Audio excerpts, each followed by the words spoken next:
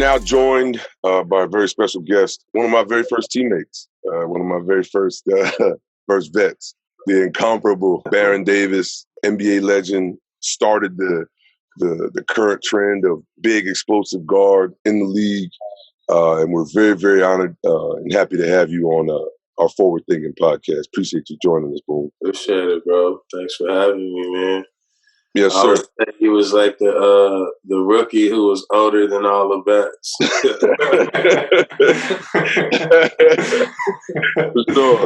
For sure, man. That I remember getting drafted to New Orleans, and it was actually I was the first draft pick after you guys had left Charlotte. Yeah.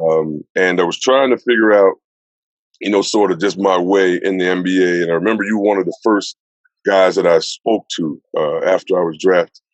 And one of the first things you said to me was, "Hey, man, don't take this shit so serious."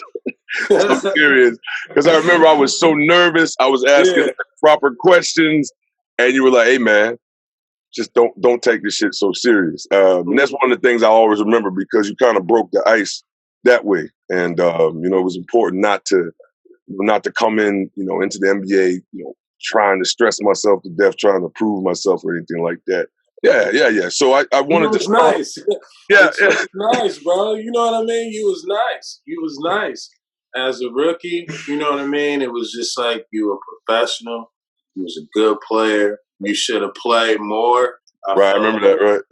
Felt like you should have played more. When I had you out there, it was easy dimes. You know what I mean? Right. I wish I could have played with you more too, man, in our career and shit. I think after I left, they kind of started building a team around you. Right. Chris Paul, but I let Chris Paul have that. You know what I mean? It was a great start because I tell people, man, I was fortunate, man. Well, in two hands. Like in one regard, I was drafted to New Orleans, and at the time, when I got drafted, that was the oldest team in the NBA.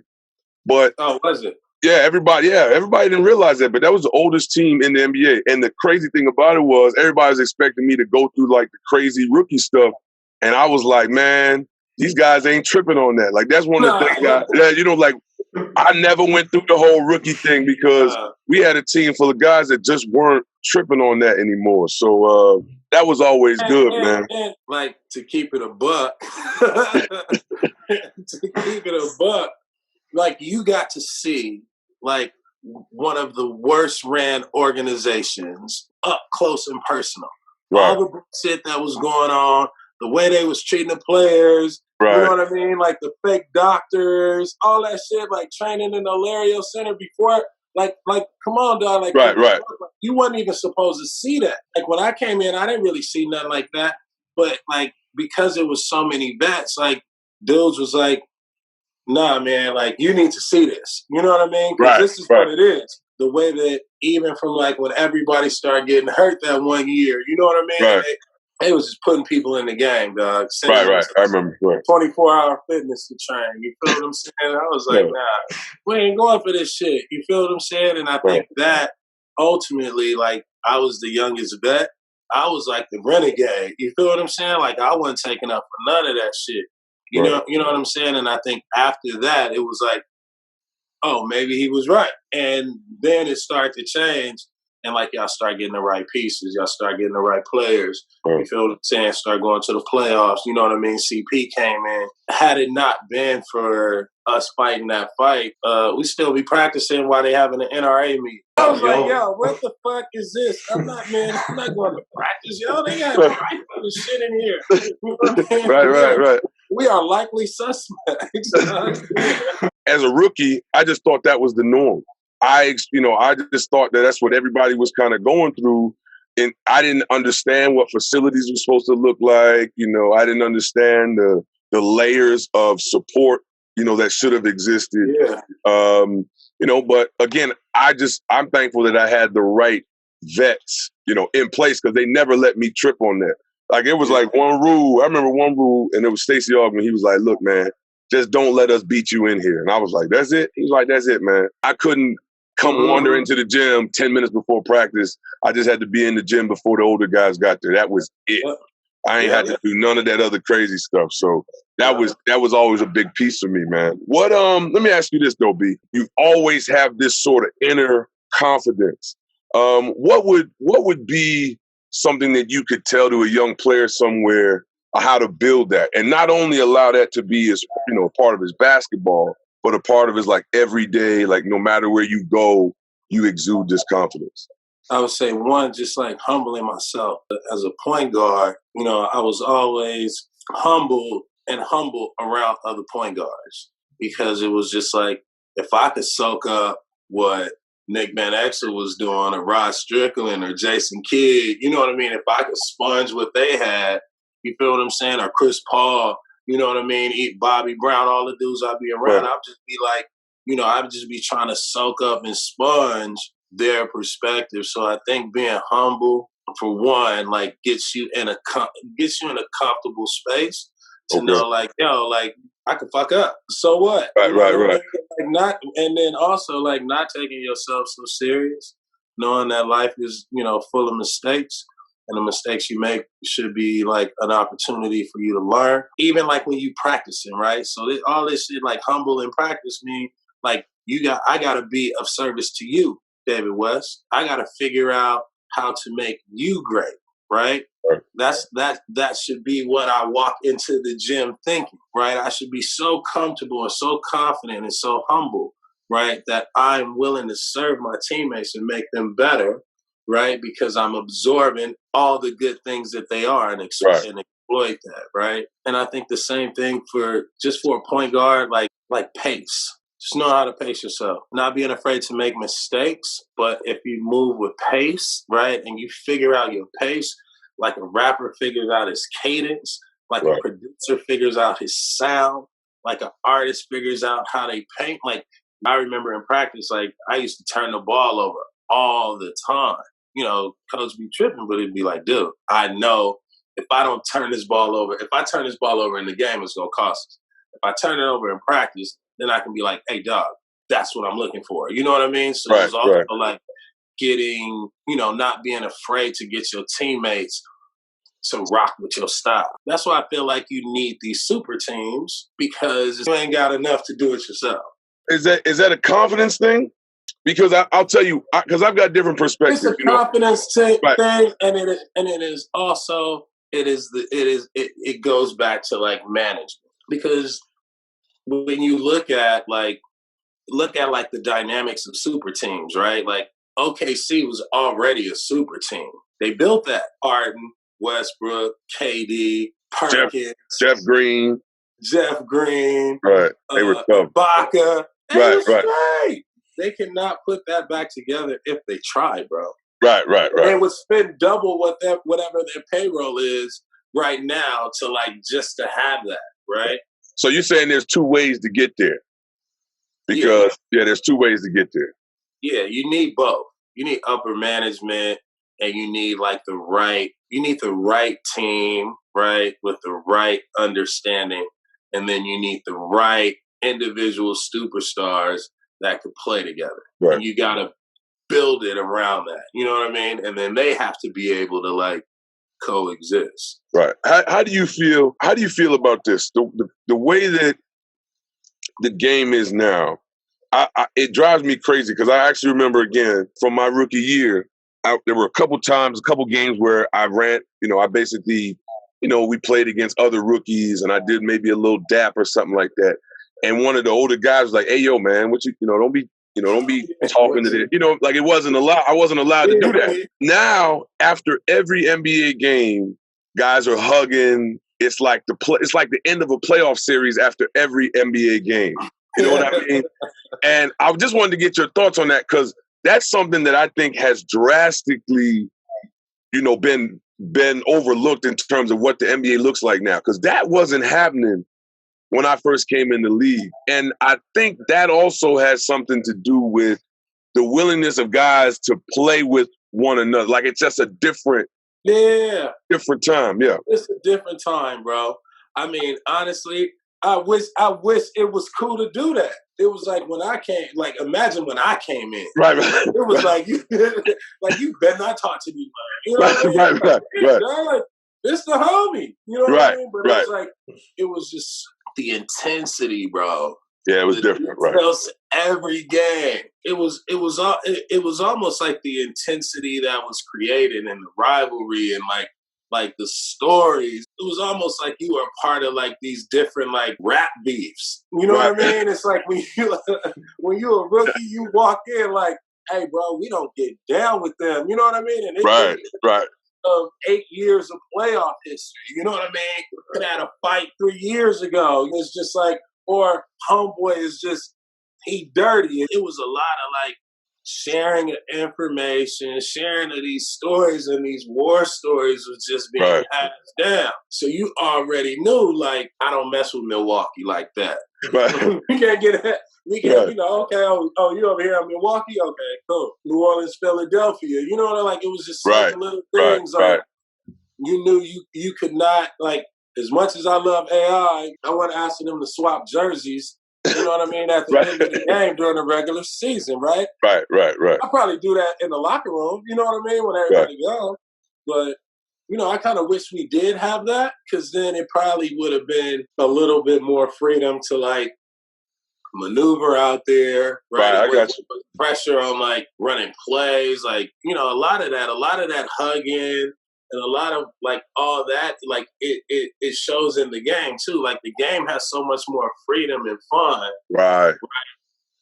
That now I think that it had to go through that, and now you're starting to see these guys create their rivalry.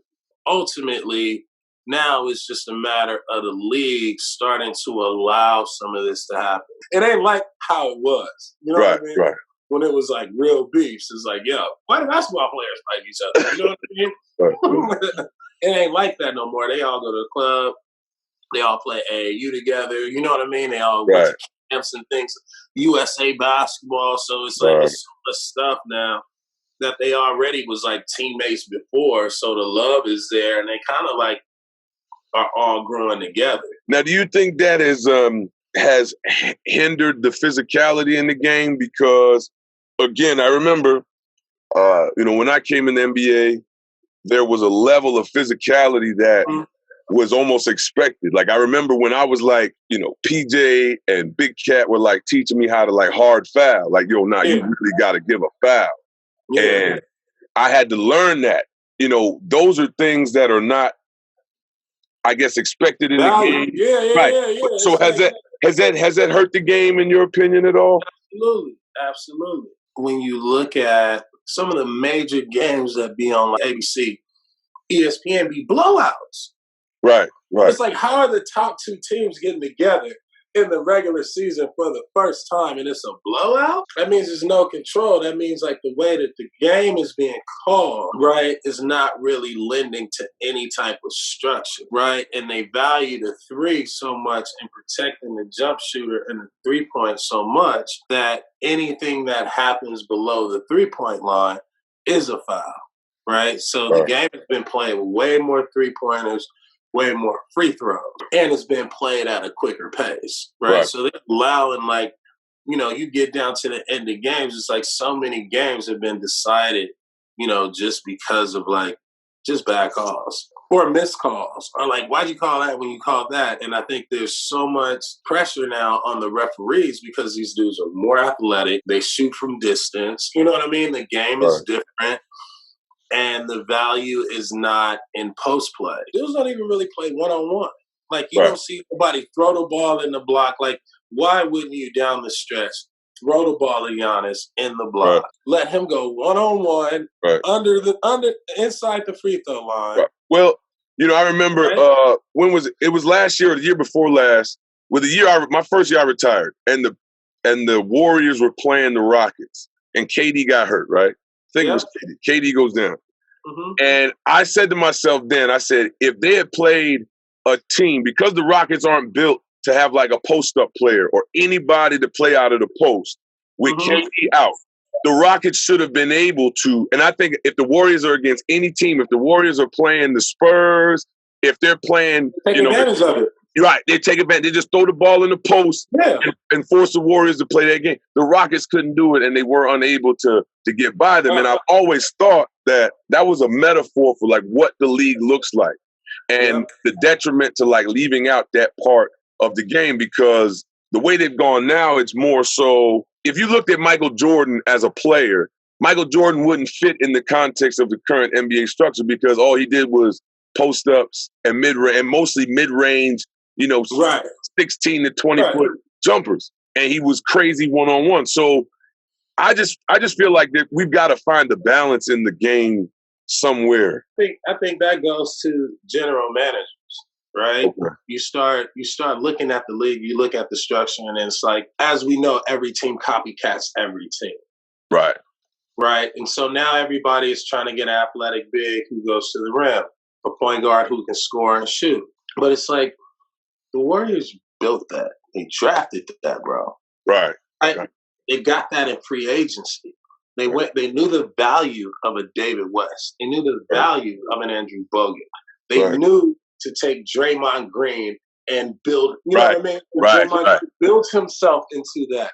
Klay Thompson built himself into that. Steph Curry built himself into that. I think where the Warriors were so good early on was going and grabbing Iguodala.